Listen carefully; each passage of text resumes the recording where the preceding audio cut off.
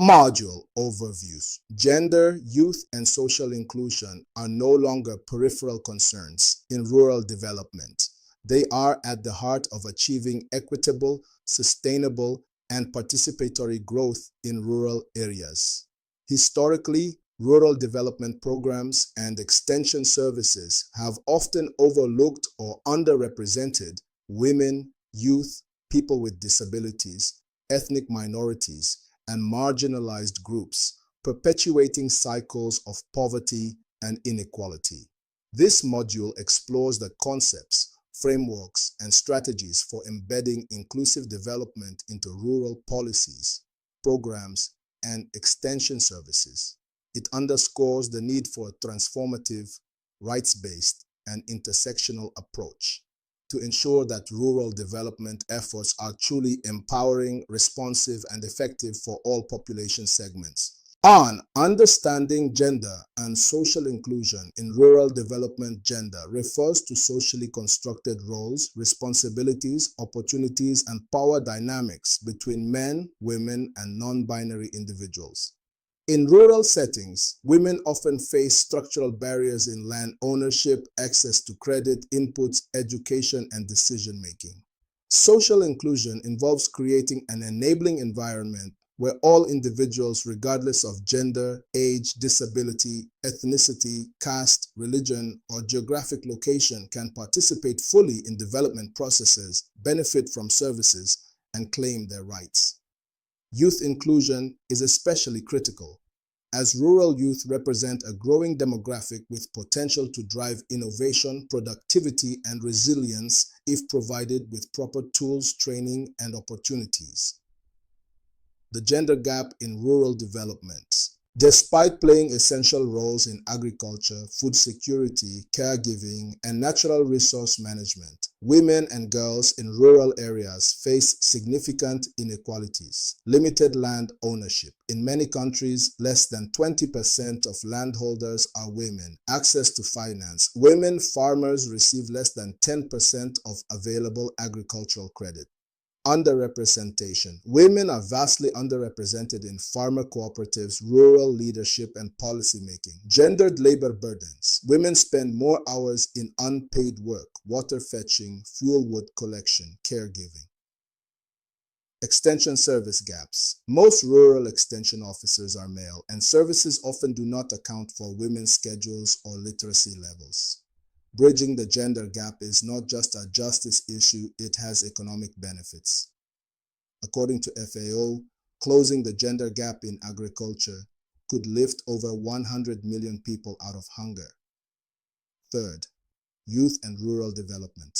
Youth, typically aged 15 to 35, are critical agents of change. However, rural youth face limited access to land, capital, training, and markets, leading to rural-urban migration, unemployment, and disillusionment. Key youth challenges: lack of vocational training and entrepreneurship programs, social exclusion from traditional decision-making structures, barriers to credit, land, and innovation adoption.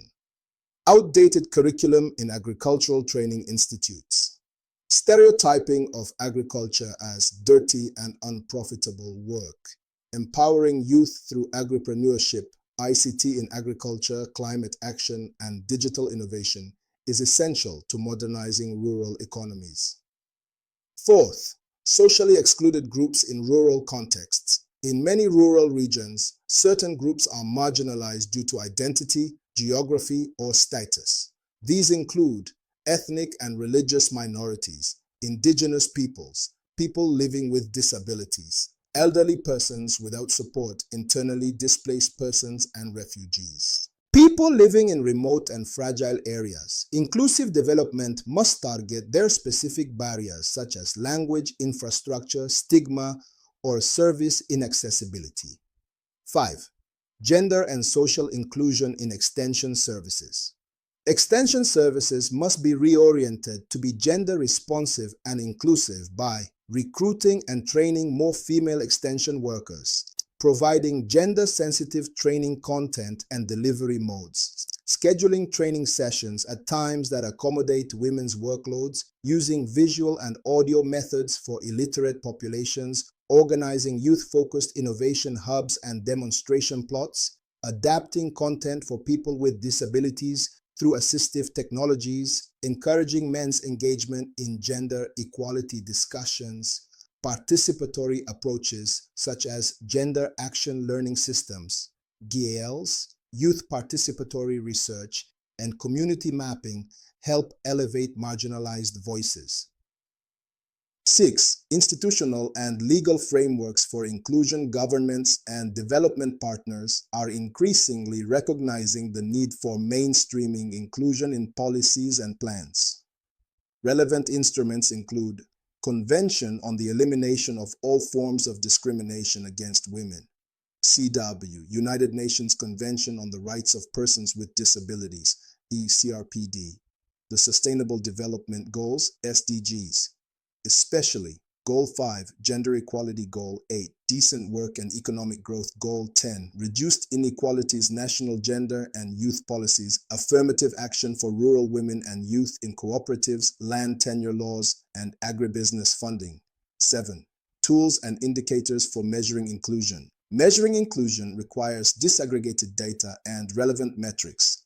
Indicators might include percent of women, youth in extension programs, percent of rural women with secure land rights, percent of training sessions held in indigenous languages, percentage of extension materials accessible to people with disabilities, representation of marginalized groups in rural councils. Qualitative indicators such as perception of empowerment, mobility, and voice in decision-making are equally important.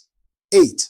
Strategies for promoting inclusive rural development. Gender audits of programs and institutions. Youth advisory committees in agricultural planning. Mentorship and coaching programs for young farmers. Gender budgeting to ensure resource equity. Digital inclusion mobile services, apps, radio, and video for outreach. Safe spaces and leadership development for rural women and youth. Engagement of men and boys to challenge patriarchal norms, integration of social inclusion in monitoring and evaluation, M&E Systems 9, case studies and global best practices. Kenya's Uwezo Fund and Women Enterprise Fund provide microloans to women and youth. Nigeria's Empower Agro program trains youth for extension roles. India's Mahila Kisan Sashakti-karan Pariyojana (MKSP) promotes women farmers. Ghana's Young Entrepreneurs Network, YAN, for youth-led agribusiness. FAO's Dimitra Clubs for community empowerment of rural women. Ethiopia's Land Certification Program included joint title deeds for women and men. 10. The way forward. For inclusive rural development to be effective, it must be transformative, challenging deep-rooted norms and power relations. Intersectional, addressing overlapping identities and vulnerabilities. Integrated, embedded across all stages of rural policy and programming. Accountable, backed by data, transparency, and community feedback.